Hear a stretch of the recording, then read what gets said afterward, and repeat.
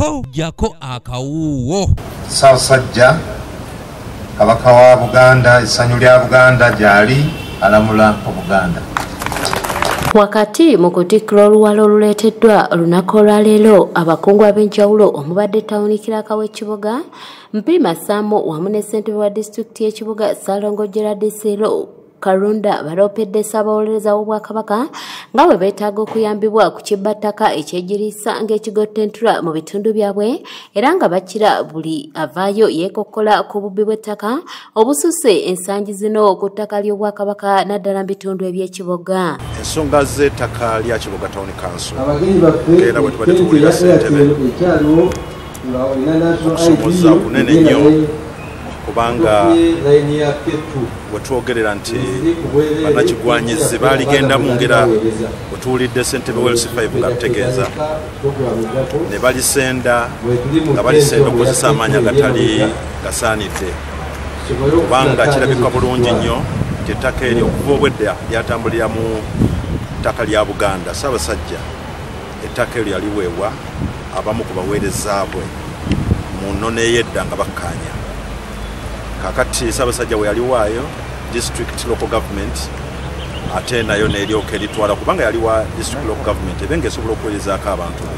Wano weekitiibwa Christopher Bwanika Ssaabawolereza wa Buganda wasinzidde n'agumya bannakiboga ku nsonga ezekuusa ku bantu bakyala kimpadde abeeyagaliza okweddiza ebintu by'Obwakabaka. Ettaka ly'Obwakabaka, ettaka lya Ssaabasajja lirumbiddwa mu bifo bingi.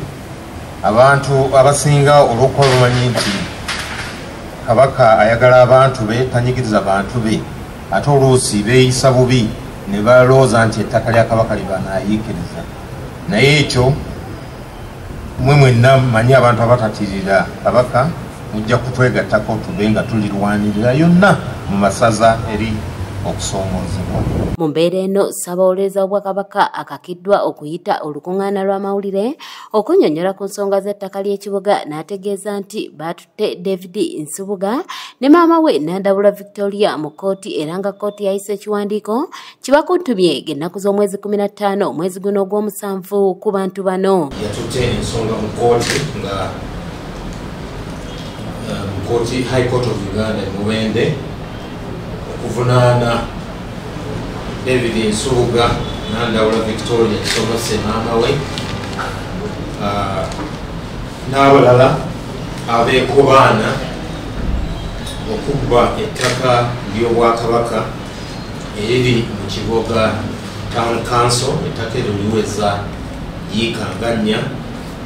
Ettaka eryo Obwakabaka bulibaddeko okuva eyo mu myaka egya 1925. Ettaka eryo Obwakabaka bwalifuna okuva ku famire ey'omugezi Teera Munaakulya. Teera Munaakulya yali musajja wa Kabaka ku mulembe gwa Kabaka Daudi Chwa. Yafuna square mile 8. Ettaka erimanyiddwa nga Singo buloko 655. Oweekitiibwa Joseph Kawuki minisita wa gavumenti ez'ebitundu asabye abantu bonna buli alina obujulizi okubuwaayo okulaba nga bannunula ettaka ly'Obwakabaka na byonna eby'Obwakabaka. Tujja kugenda mu maaso n'okulondoola ettaka lyonna erya Ssaabasajja Kabaka ly'Obwakabaka bwa Buganda.